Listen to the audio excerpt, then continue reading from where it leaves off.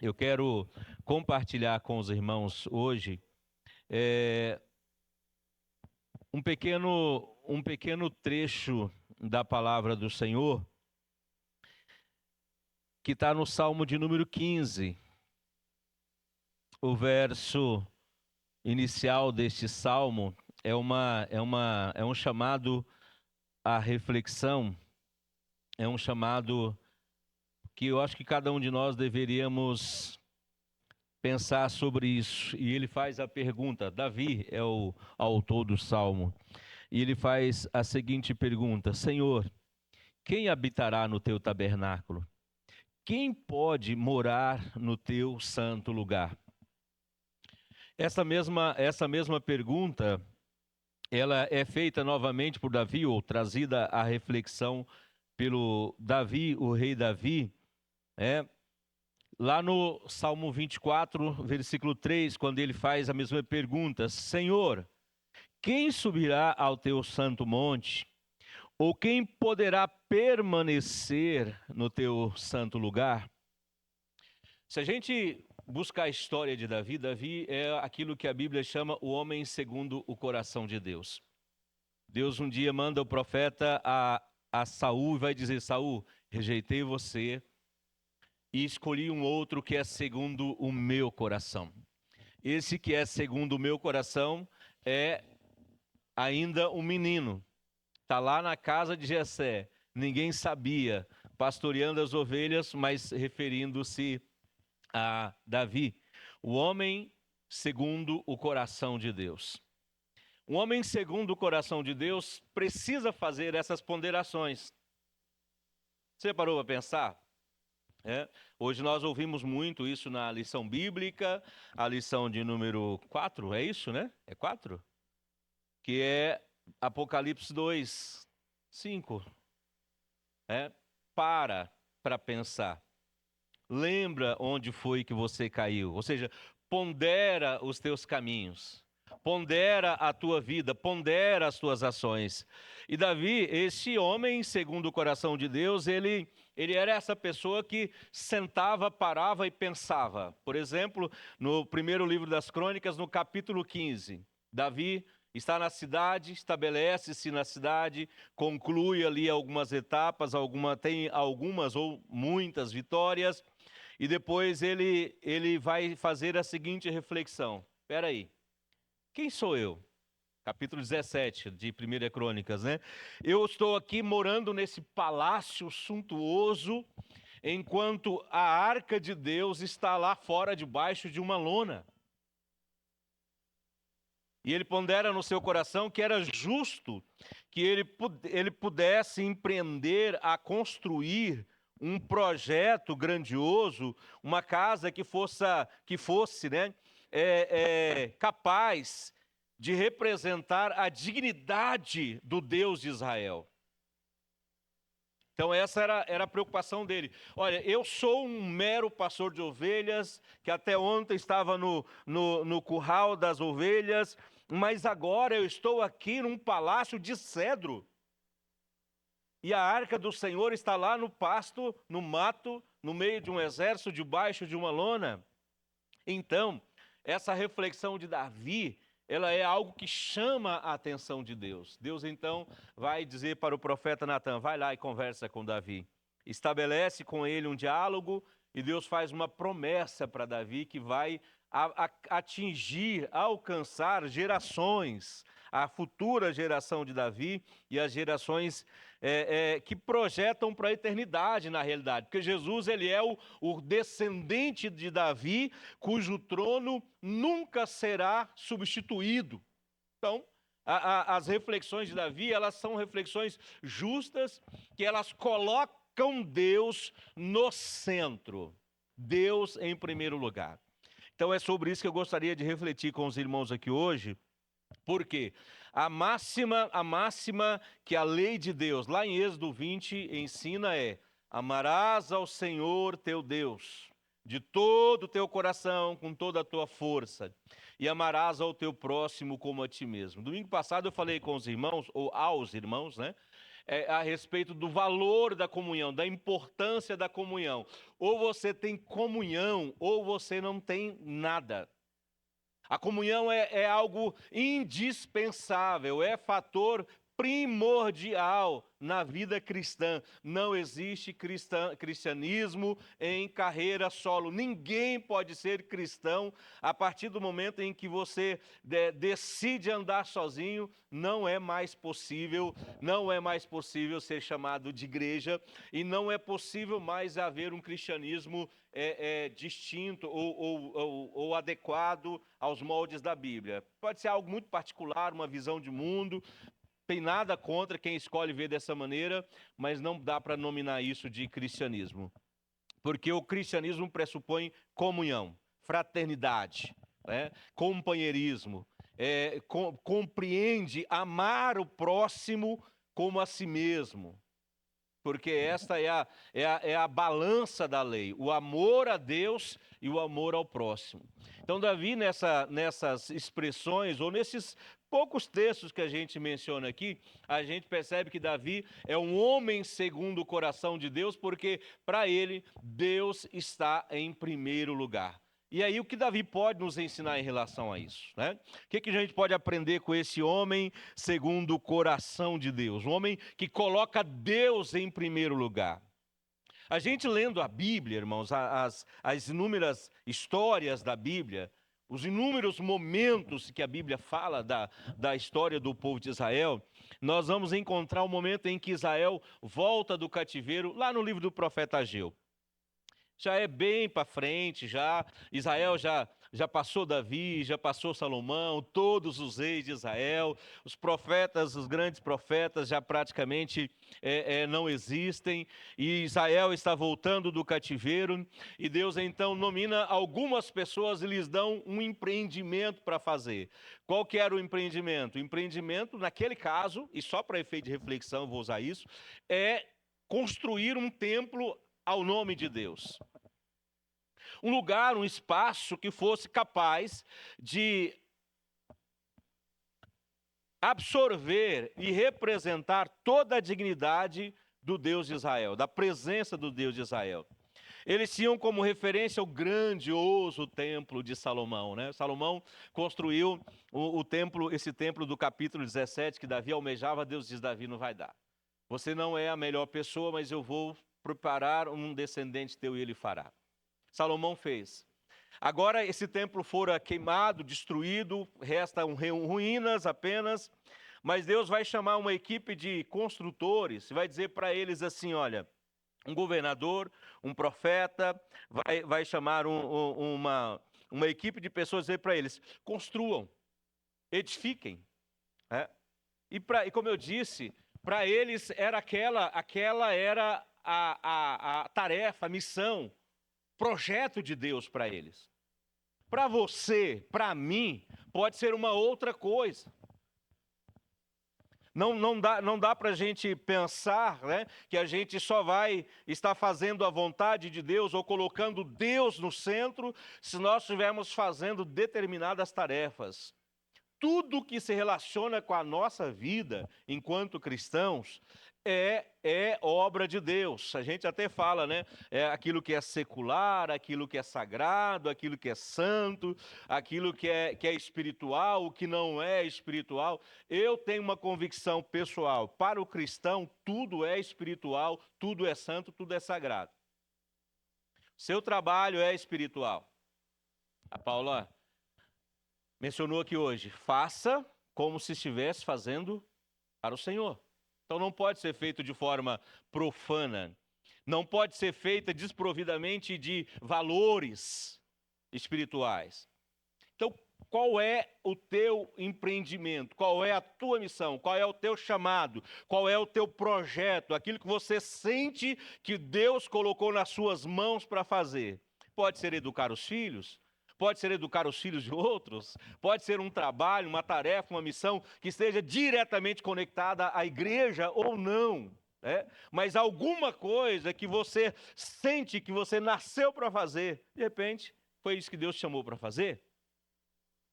Então é importante a gente pensar que naquele momento, essas pessoas que foram chamadas por Deus, lá no livro do profeta Ageu, elas estavam dizendo o seguinte: olha, não vamos mexer com isso agora não. Nós vamos deixar isso mais para frente, porque não é tempo de nós estarmos mexendo ou construindo essa casa de Deus. Está lá no capítulo 1 do profeta Ageu, só tem 2 capítulos, né? Capítulo 1, verso 2. Eles chegaram a dizer o seguinte: olha, vamos deixar isso para lá, não é tempo ainda.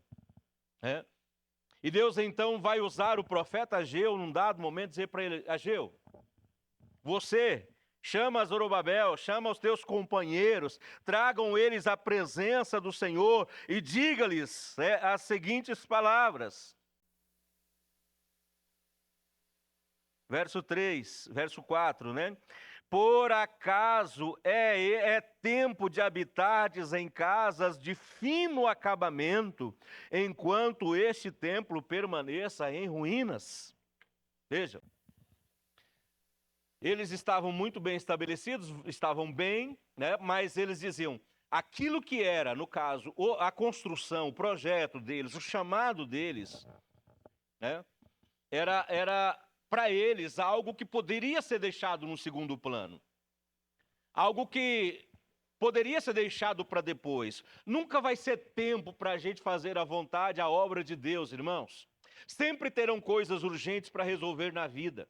Sempre teremos prioridades, sempre haverá escassez de recursos, nunca teremos tempo suficiente ou tempo de sobra. Se você parar para analisar, a gente vivendo, né, nesse tempo de modernidade, a gente hoje está ocupado com a maioria das coisas que a gente faz hoje, há 10, há 20 anos atrás, a gente nem sabia que existiam. E hoje elas tomam conta do nosso tempo, consomem a maior parte. Basta você pegar o teu aparelho celular, vai lá no Google e veja quantas horas da semana você gastou no celular. Não estou dizendo que seja só fazendo coisas ruins, né, ou coisas inúteis, né? Às vezes é o teu instrumento de trabalho. Aqui, por exemplo, eu estudo, eu digito textos, eu construo o sermão, a minha reflexão, eu anoto coisas que eu preciso anotar, não uso mais papel, anoto tudo aqui. Então, normal, não estou criticando o uso do aparelho em si, mas é só para a gente pensar que há 20 anos atrás isso nem existia, ou existia para poucos, ou essa possibilidade pelo menos não existia. Se tiver curiosidade, vá lá e olha lá nos aplicativos, lá quanto tempo você gastou essa semana só nisso. Então sempre terão coisas urgentes, sempre teremos prioridades, sempre teremos necessidades e nunca sobrará tempo. Então aqui eles estavam dizendo, olha, não é tempo ainda de mexer com isso.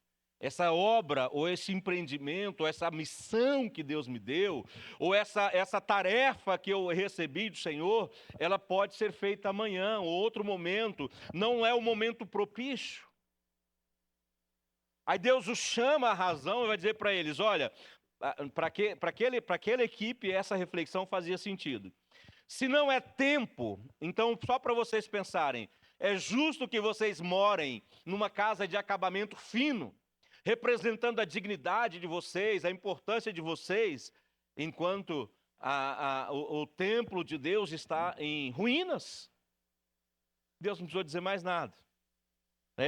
Aquela era uma geração de líderes, de pessoas que estavam colocando Deus em segundo plano, ou colocando outras prioridades adiante das prioridades de Deus. E isso é um problema. Isso é um pecado, na verdade, irmãos.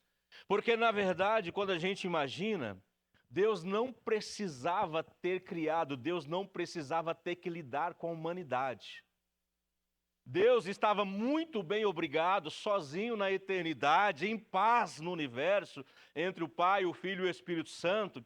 E Deus não precisava ter que lidar com a nossa realidade, mas Deus criou-nos.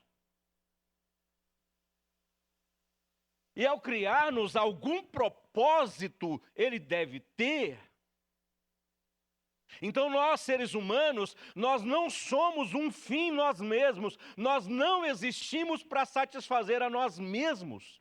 Nós existimos por uma razão, por uma finalidade, por algum motivo que a maioria dos seres humanos não compreendem, mas não é, obviamente, não é a nossa razão de ser, a nossa finalidade de existência, ou finalidade existencial, não pode ser a satisfação das nossas únicas vontades ou prioridades. A gente precisa fazer essa pergunta. Então, não cumprir esse plano, né? Essa vontade de Deus, esse propósito da nossa existência é um pecado. É uma forma de desagradar, ofender a Deus. Por isso Paulo vai dizer para Timóteo, falando na Timóteo sobre as viúvas, aquela que vive desordenadamente, vivendo para Deus, é como se estivesse morta. Ou seja, é uma vida inútil, só faz peso na terra, não serve para nada. Embora esteja viva, para Deus é como se não existisse, estivesse morta. Ou seja, porque alguém não está cumprindo o propósito, a sua finalidade, não está cumprindo o objetivo da sua existência. E aí, então, por isso que eu digo que é um pecado, porque João vai dizer que a transgressão da lei, né, a transgressão da lei, ela se resume em não cumprir a vontade de Deus. O que é pecado? Pecado é a transgressão da lei. Qual que é a vontade de Deus? E aí é que a gente precisa, então, fazer essa pergunta o tempo todo. Parar e ponderar. E aqui no capítulo 1 de Ageu é interessante, porque tem no versículo 5 e no versículo 7 a mesma expressão. Está lá em Apocalipse 2:5, nós estudamos hoje na lição bíblica. Ele fala assim, ó, parem, né? Parem e considerem a vida de vocês. Em algumas traduções, o vosso passado. Versículo 5. Também no versículo 7, diz o Senhor dos Exércitos, parem e considerem o vosso procedimento. Algumas traduções trazem procedimento. Então, imagine, pare para pensar se o que você, ou a maneira como você está vivendo, a maneira como você está se relacionando com Deus é a maneira correta. Pondere sobre isso. Questione-se sobre isso. Caso contrário, é um pecado. Não, uma vida que não cumpre o propósito da sua existência. Está na contramão da vontade de Deus. Isso é um perigo e é algo que desagrada, né, o coração de Deus. Então, pecado é a transgressão da vontade de Deus, ou da lei de Deus. Né? E a gente precisa, então, pensar que pecado, todo pecado ou toda desobediência é uma ofensa a Deus. Já parou para pensar? Todo pecado é uma ofensa a Deus. É o que a Bíblia ensina, tá? Lá nos valores e princípios da Bíblia. Que quando nós pecamos contra alguém, causamos uma ofensa a Deus. Pega, por exemplo, lá em Gênesis 39, verso 9. Quando José está na iminência de ser tentado, provado na sua mais terrível prova que ele enfrentou no Egito, ele vai chegar à seguinte conclusão, olha, eu jamais poderia cometer tamanha falha contra o meu patrão, que é um homem justo, que me deu autoridade, que me honrou, colocou tudo nas suas mãos, e também não poderia pecar contra o meu Deus. Ou seja, ao trair a confiança do seu patrão, ele estava pecando contra Deus. Então o pecado, antes de qualquer coisa, é uma ofensa a Deus, mesmo que ele seja uma ofensa para o próximo.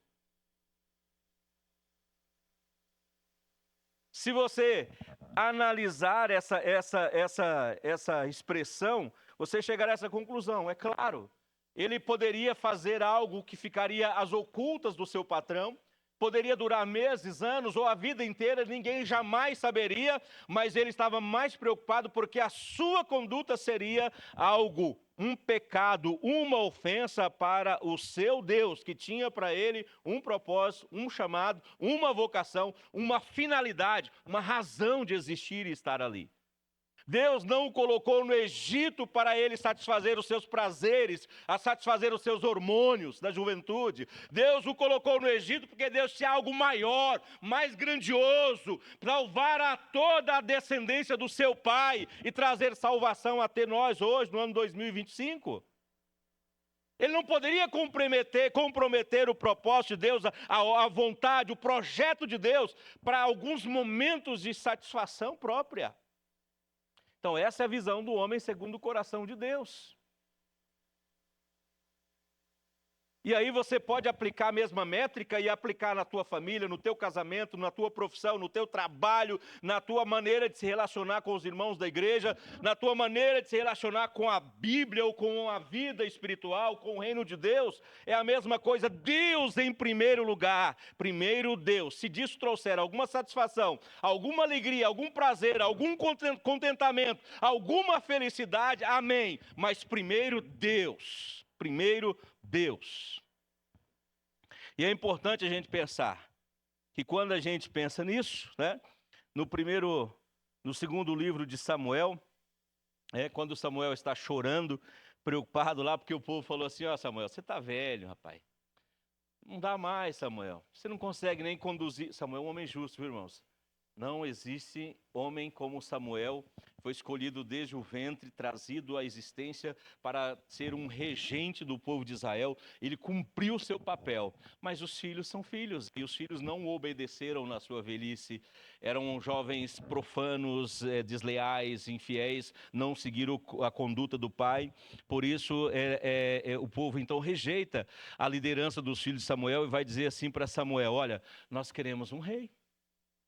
Queremos um rei que governe sobre nós, um rei que julgue as nossas causas, um rei que saia à frente dos nossos exércitos. Nós queremos um homem. E Samuel, então, segundo o texto segundo Samuel, né? Samuel, então, fica muito magoado, o coração de Samuel fica entristecido, porque ele está se sentindo rejeitado, e ele chora. E Deus vai dizer para eles assim: Samuel, faz o que eles estão querendo, Samuel. Sabe por quê? Porque não é a você que eles estão rejeitando a mim. Era uma ofensa para Samuel, uma injustiça com Samuel, uma ingratidão para com o seu legado, era. Mas Deus estava dizendo: Samuel, não é a você que eles estão rejeitando a mim. Não é a você que estão magoando a mim. Não é você que eles não querem a mim. Então, o pecado contra Samuel, a injustiça contra Samuel, acaba sendo uma injustiça contra o próprio Deus. Se você ler o Evangelho de Lucas, no capítulo 15, você vai encontrar a história do filho pródigo. O filho pródigo um dia chega para o pai e vai dizer: pai, eu quero ir embora. Quero ir embora, me dá os meus bens, o que eu tenho direito, não tenho direito, faça a conta, ajusta aí, assina o cheque, faça o Pix, porque eu quero ir embora. Não quero mais ficar. Aí no final o reencontro tem uma frase que é importante a gente pensar nela: o meu filho estava morto. Mas ele estava morto não é porque ele saiu de casa, ele era livre. Ele era maior de idade, ele poderia sair de casa quando ele bem entendesse. Ele morreu não foi quando ele saiu da presença do pai, da casa do pai, carregando os bens do pai, que era da família. A morte espiritual aconteceu porque o texto vai dizer: e ele gastou tudo que tinha, vivendo dissolutamente. Lembra do texto de Timóteo? Quem vive dissolutamente, para Deus é como se estivesse morto. Então o pecado é um pecado, mesmo que agrida o outro, ele é um pecado contra Deus. O pecado é um pecado também e ofende a Deus, mesmo quando ele é contra mim mesmo. Ah, mas eu não prejudico ninguém quando eu fumo o meu cigarro, o meu tabaco. Eu bebo a minha cerveja, a minha cachaça, eu me embriago, eu só prejudico a mim mesmo. É um pecado contra Deus. Não tem como, porque essa não é a finalidade da nossa vida, não é o propósito da nossa existência. Então, pecado é um pecado contra Deus, é uma ofensa contra Deus, mesmo quando é direcionado ao próximo, ou mesmo que seja direcionado a mim mesmo, acaba sendo uma ofensa para Deus. E é importante a gente pensar nisso. Por quê? Porque a gente vive numa geração, irmãos, que colocou o ego no centro. O ego, né, o eu no centro. E quando eu coloco o ego no centro, né, eu me torno egocentro ou egoísta, porque aí já passa a ser uma devoção ao ego, né? O egoísta, uma verdadeira devoção, uma verdadeira religião, né, ao ego, aí acaba se tornando um problema muito sério. A gente vive uma geração em que há uma inversão de valores. O mundo inverte os valores e por causa disso é aplaudido. Hoje quem transgride, quem desobedece, quem quebra as regras, as conveniências sociais, acaba sendo aclamado pela sociedade como alguém digno de ser imitado. Imaginem, por exemplo, pessoas hoje que têm milhões de seguidores e que ensinam e que doutrinam e que moldam comportamentos na internet, por exemplo. Milhões de seguidores. Normalmente são pessoas de condutas biblicamente reprováveis. Mas o povo quer ouvir, quer ver, quer consumir esse tipo de ensino, de cultura, e isso acaba sendo um problema. Porque nos coloca em rota de choque, né? De colisão contra o propósito de Deus, contra a vontade de Deus. Mas isso não acontece do dia para a noite. Isso vai acontecendo sorrateira, né? Como diz o mineiro, pelas beiradas, né? E quando a gente vê, a gente está completamente envolvidos em uma cultura mundana, absorvendo essa cultura, adotando esses comportamentos, essas ideias, né? Que estão em confronto com a vontade de Deus e o propósito de Deus para nós. E essa eminente inversão de valores que existe na sociedade, e não é raro nós nos pegarmos a nós mesmos concordando com alguém que tem um bom argumento. E aí é um problema, porque a oratória é uma técnica, né, irmãos? Nem sempre quem ganha um debate é quem tem a verdade como aliada, mas quem tem a melhor oratória. Por exemplo, você conhecendo a história de Agostinho, né? Agostinho, na sua juventude, era um jovem de hábitos profanos, dado ao jogo, ao vício, à prostituição, né? a tudo que não era republicano ou recomendável para qualquer pessoa, enquanto a sua mãe, a Mônica, a Santa Mônica da Igreja Católica, estava orando, intercedendo por ele vivia noites e noites nas tabernas, e a mãe clamando a Deus para salvar o seu filho, mas a vida dele era uma vida profana, e não havia ninguém que fosse capaz de vencê-lo num debate, porque a oratória dele era invencível. Tanto é que quando se converte, ele vai moldar a mente do catolicismo, da religião cristã da sua época, dos ídolos lá do quarto século. Por quê? Ele é o cara da oratória. Ele é o cara que dá nó, né? É o cara que vai dar nó na cabeça de quem tentasse debater com ele sobre qualquer tema, especialmente sobre alguns temas religiosos da época. Eu quando leio, né, revisito a história da Reforma Protestante, né, quem lembra disso, um dia Lutero foi debater com um tal de Melanchthon, que era um dos grandes oradores da Inquisição, da venda de indulgências. Lutero levou um coro tão grande que ele saiu envergonhado. E olha que Lutero não era uma pessoa qualquer. Então, nem sempre quem vence um debate é quem tem as verdades ou a verdade, mas quem tem as melhores técnicas de convencimento. E aí, às vezes, é possível que a gente esteja aplaudindo aquilo que Deus reprova. Porque nós somos convencidos por razões que A mais B, né, não leva a C. Que 1 mais 2 não leva a 3. É possível de nos convencer disso. Parece lógico, mas pode ser que não seja tão lógico assim, dependendo de quem fala e como fala. Então, por isso, a gente precisa lembrar da pergunta, né? Senhor, quem é que vai morar no teu santo monte? Quem é que vai habitar no teu lugar santo? E nesse mesmo Salmo 15, há uma série de ponderações que a gente precisaria pensar nelas, né? E analisar como isso pode, ou se está ou não, impactando a nossa vida. E ele, então, vai falar de uma série de coisas, especialmente vai dizer o seguinte, olha, quem vai morar no meu lugar santo, ou habitar no meu santo monte, é aquele que é limpo de mãos, que é puro de coração, que não entrega a sua alma à vaidade, que não jura enganosamente, né? Aquele, verso 4, cujos olhos o réprobo é desprezado.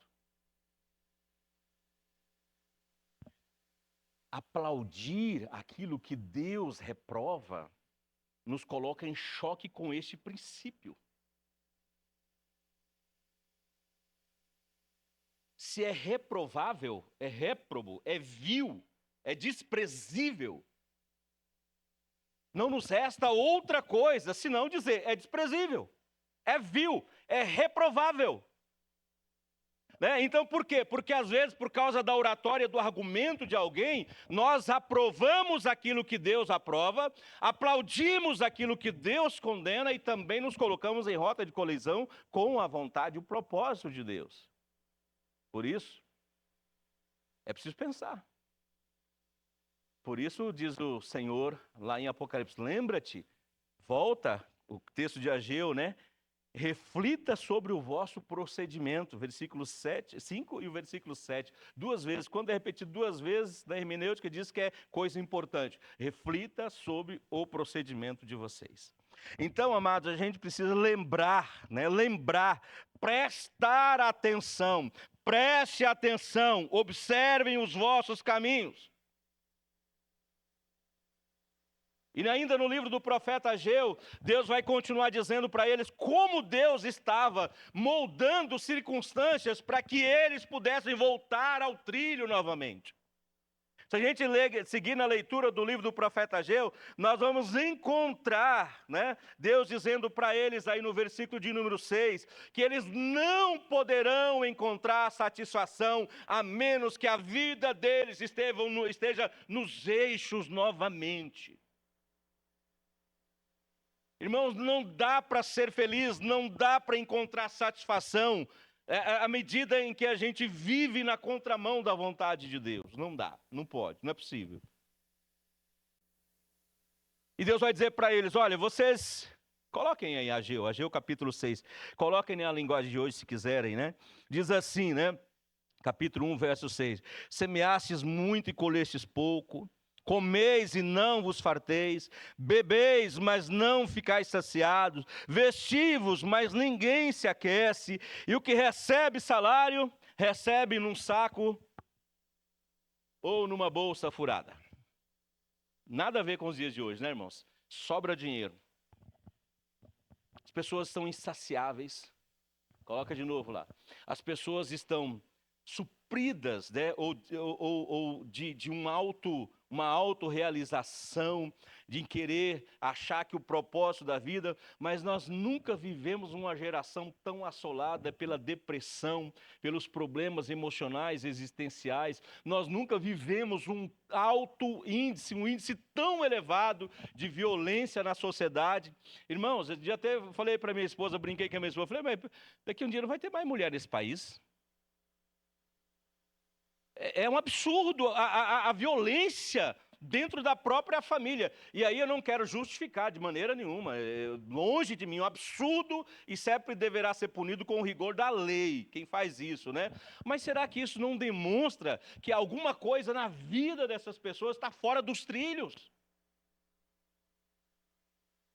Será que aquela pessoa que alguém diz assim, ó, eu dependo dela para viver, e se ela não viver comigo, eu preciso tirar a vida dela, eu dependo, será que ela não olhando para Deus, ela não encontraria um outro propósito, um outro ideal para existir? Uma sociedade que vive longe de Deus, distante de Deus, tentando satisfazer a si mesma, mas nunca será bem-sucedida. Por quê? Porque a mão divina, a providência divina está trabalhando de alguma maneira para chamar a atenção dessas pessoas. Não vai encontrar a satisfação plena no seu casamento. O casamento é imperfeito, porque a pessoa é imperfeita, porque você é imperfeito. Se a tua felicidade depender única e exclusivamente, a tua saciedade, a tua satisfação depender única e exclusivamente de uma outra pessoa falível como você nunca vai encontrar satisfação. Voltando a Davi, lá no Salmo 23, ele vai dizer: o Senhor é o meu pastor e eu não preciso de mais nada. Deus me basta. Posso conviver perfeitamente com filhos imperfeitos, com um marido imperfeito, com a esposa imperfeita, com um salário que não dá para chegar no dia 30, né? Dia 5 o salário acaba e o mês fica inteiro para frente, mas eu estou satisfeito em Deus, porque Deus é o meu pastor, é o meu cuidador, é o meu ajudador, e eu não preciso de mais nada nessa vida. Uma pessoa satisfeita. A quem que essa pessoa vai matar? A quem que essa pessoa vai agredir? De quem que essa pessoa vai buscar atenção, cuidado, afeto? Porque Deus inunda o seu ser, ela está no centro, ela está no propósito, ela está na caminhada, na vocação, no chamado. Ela não precisa de mais nada. Então a sociedade tem alertas o tempo todo, e é isso que Deus está dizendo para eles, né? Deus vai dizer para eles aí na sequência do texto do profeta Ageu, especialmente, né? Especialmente quando ele vai dizer o seguinte para eles: olha, eu estou fazendo essas coisas. Eu estou procedendo dessa maneira. Eu estou retendo a chuva. Eu estou retendo eu mandei vir a seca. Eu retive a produção do trigo, eu também alterei o processo produtivo do vinho, do azeite, né, para que a terra não produza, né. Também, a gente precisa se lembrar que nós precisamos, enquanto seguidores de Jesus, seguir os ensinos de Jesus, irmãos. E o equivalente desse princípio de vida nos evangelhos está lá no capítulo 6 de Mateus, o verso de número 33. O que é? Alguém se lembra? Busquem em primeiro lugar o reino de Deus e a sua justiça. Termina por aí o texto? Todas as demais coisas vos serão acrescentadas. Eu não preciso vir à igreja pedir para Deus abençoar o meu negócio, o meu trabalho, me dar dinheiro ou cuidar da minha saúde. Se eu buscar a Deus em primeiro lugar, seu reino e a sua justiça, eu estou no propósito, eu estou no caminho, estou cumprindo a finalidade da minha existência. Foi para isso que eu fui feito, foi para isso que eu fui criado, foi para isso que eu fui concebido na mente divina. Não foi para o vício, para a droga, para a satisfação, para a autodeterioração, degradação. Seja ela em qualquer nível o aspecto da vida. Não. Eu nasci para estar no centro da vontade de Deus. Então, buscar a Deus, o seu reino, a sua justiça, em primeiro lugar, é a garantia de que todas as demais coisas nos serão agregadas ou acrescentadas, né, pelo Senhor. E aí, meus amados, exatamente esse princípio é ensinado por Jesus com a intenção de que a gente viva dentro do propósito de Deus, ou seja, Deus em primeiro lugar. Tiago vai dizer esse mesmo ensino, com outras palavras, quando ele vai dizer para nós, né, que às vezes a nossa vida é uma desgraça total, né? A nossa vida é uma baderna, uma bagunça total. Nós não encontramos, né, a ordem correta das coisas, porque nossos valores, nossas prioridades, nossos interesses estão, de alguma forma, adiante dos interesses ou do propósito de Deus. E a gente vive assim, né? A gente é ensinado a moldar, as igrejas ensinam isso às vezes. Olha, eu não penso assim. Tá, na Bíblia está escrito assim, mas Jesus queria dizer. Ué, Jesus queria dizer e não disse? É assim? Não, está escrito assim, ó. Mas tá lá, mas assim, ó. Jesus veio agora, ele nos trouxe a liberdade, a gente não precisa fazer mais isso não, tá? Então a gente agora pode fazer do nosso jeito. Então, eu penso assim, é o homem no centro novamente. Então vai ser assim. Essa é a minha verdade. Eu penso assim, eu não acredito dessa maneira. Aí você pode pegar a Bíblia, esfregar na cara, mostrar, ensinar, pode rasgar a voz gritando em alto e bom som, mas não faz sentido, porque eu decidi que vai ser assim. Então, é assim. Tiago, ele ensina essa verdade, né? Quando ele vai nos mostrar no capítulo 4, que muitas vezes a nossa insatisfação resulta disso, de nós estarmos mais preocupados com nós mesmos, com o que nós pensamos, com o que nós queremos, com o que Deus pensa, o que Deus quer. E Tiago vai dizer, olha, de onde é que vêm as guerras, discórdias, de onde que vêm as desavenças? Não é que vem dos prazeres, ou será que não vem dos prazeres que guerreiam nos membros de vosso corpo? Vocês cobiçam e nada têm. É aquilo que Ageu fala lá. Você come, mas não se sacia. Você se enrola, mas você não se aquece, né? Por quê? Cobiçam e não conseguis. Até chegam a matar, invejar, e não pode obter aquilo que querem. Brigam e fazem guerras, mas nada tendes do que pedis. Pedem e não recebem, porque pedem mal, de modo errado, só para gastardes nos vossos deleites. Infiéis, vocês não sabem que a amizade do mundo é inimizade contra Deus? Portanto, quem quer ser amigo do mundo se coloca na posição de inimigo de Deus. Veja que Tiago está dizendo as mesmas palavras de Jesus. Deus no centro, as demais coisas se organizam. Deus organiza, Deus cuida, Deus proverá. À medida em que as demais coisas é o foco, todo o resto também se desorganiza, se conturba. A vida não encontra satisfação nas coisas ou em nós mesmos. E é impossível, quase impossível, encontrar seres humanos que se sintam plenamente realizados, plenamente satisfeitos, né? A menos que seja alguém que tenha alguma distorção, né? Emocional. Pessoas que têm algum distúrbio, né? Vamos chamar de né? Vocês entenderam, né?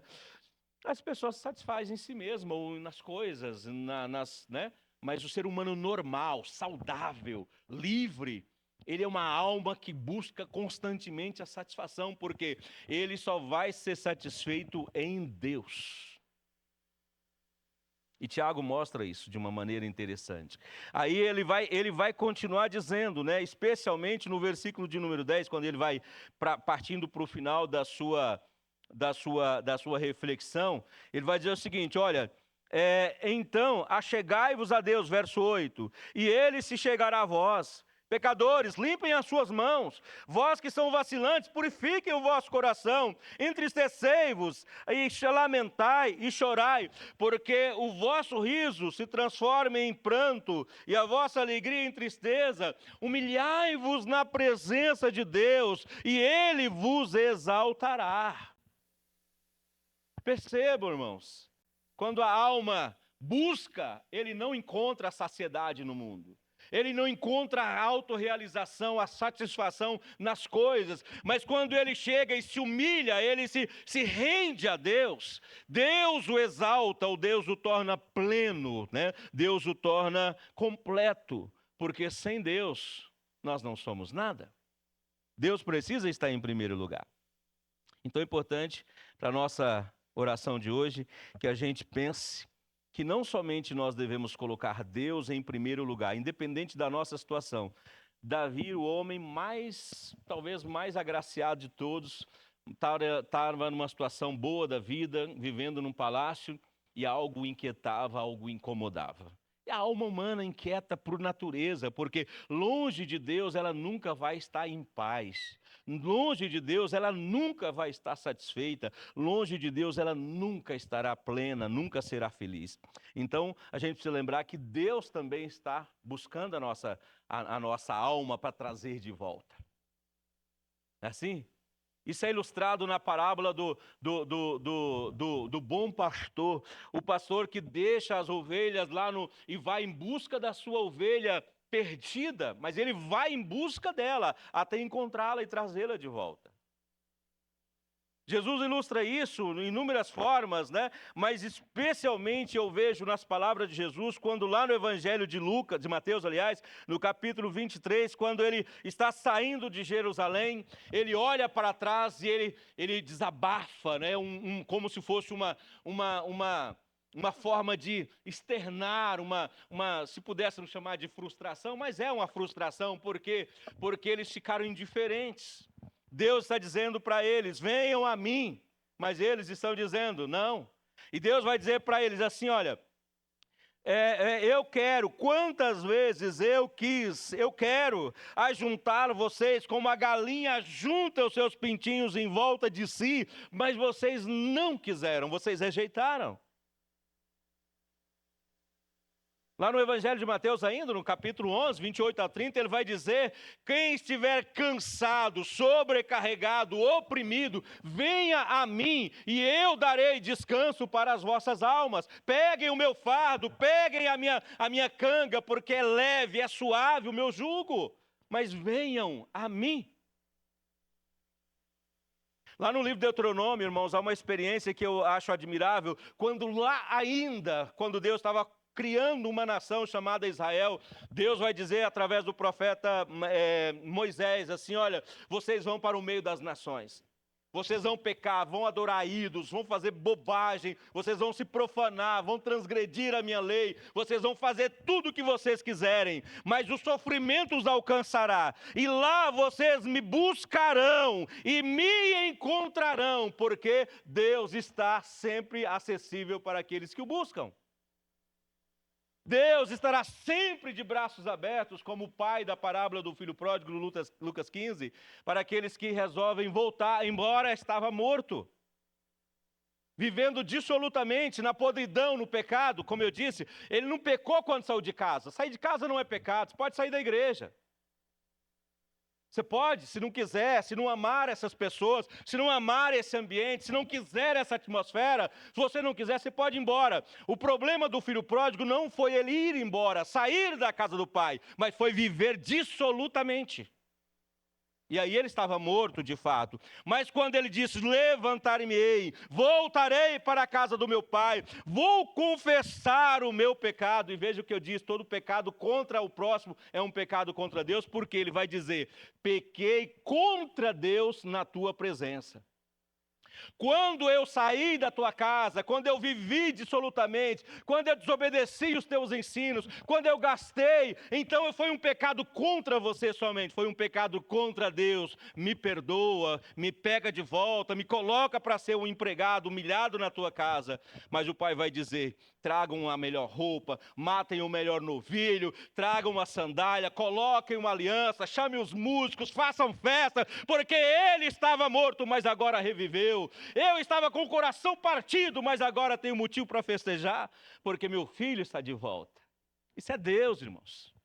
Esse é o nosso Deus, colocá-lo em primeiro lugar em qualquer circunstância. Ninguém foi longe demais até que morra, ou até que Jesus volta. É sempre tempo para voltar.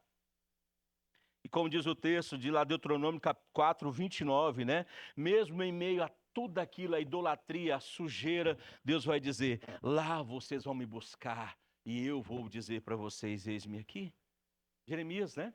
Jeremias, Deus vai dizer isso lá em Jeremias 29, 3, me buscar, como é que é? Buscar-me-eis, né? E me achareis, quando me buscar de todo o vosso coração. Ou seja, quando colocar Deus em primeiro lugar, quando Deus for a tua única esperança, o teu último pensamento, teu único desejo, quando nem a comida, nem a bebida, nem o lazer, nem o prazer, nada nessa vida for suficiente e você disser, mas há um Deus no céu ao qual pode satisfazer a minha alma, buscar-me-eis e me achareis, quando me buscar de todo o coração. É o que diz lá em Apocalipse 3:20, ele está à porta, batendo, dizendo, se você abrir, eu vou entrar e cear com você, você terá paz, será pleno novamente. Irmãos, mas a gente precisa fazer isso hoje. E se você já está tudo certo na tua vida, não tem problema, está tudo certinho, você está dentro do propósito, cumprindo a finalidade pela qual você foi criado, trazido à existência, mas lembre-se que alguém à tua volta, na tua casa, na tua família, ou alguém com o qual você se relaciona, pode precisar disso e você precisa lembrar disso. Está buscando na bebida, está buscando na droga, está buscando na dissolução da integridade, está buscando no mundo, mas só Deus, se eu preciso levar essa pessoa a Jesus, levará a Deus. E a gente pode fazer isso e deve fazer isso, irmãos. Porque o mundo está cada vez mais igual àquilo, né? Aquilo que está escrito lá no livro do profeta Ageu. Comem, mas não se sentem satisfeitos. Bebem a melhor comida. Nunca o mundo foi tão cheio de coisas. Nunca alimento foi tão farto nesse mundo. Nunca as melhores roupas, né, foram alcançadas pelas classes mais inferiores da sociedade. O mundo está pleno, meios de transporte, tecnologia, acessível para todos. Mas nem por isso nós vivemos a geração mais satisfeita e mais plena da humanidade. A depressão, a violência, as injustiças, né, corroem a nossa sociedade. Por quê? Falta Deus. Deus requer prioridade e Deus requer de nós também, né, exclusividade. Nem a nós mesmos Deus permite concorrer. Ou nós somos completamente dele, ou nós estaremos na contramão da sua vontade. E eu quero desafiá-los então a pensar, Senhor, quem habitará no teu lugar santo? Quem vai habitar no teu santo monte? Diz o profeta, né? Aquele que é limpo de mãos, aquele que é puro de coração, que não entrega a sua alma à vaidade, aquele que tem procedimentos que estão alinhados à vontade, ao propósito de Deus, aquele que faz isso, né? Aquele que procede dessa maneira, aquele que age desta forma, nunca, jamais será abalado, diz o texto, né? Esse receberá a bênção do Senhor e a justiça do Deus da sua salvação. Salmo 24, verso 5. Este não é para todos, mas para aqueles que se colocam na rota de convergência da vontade de Deus.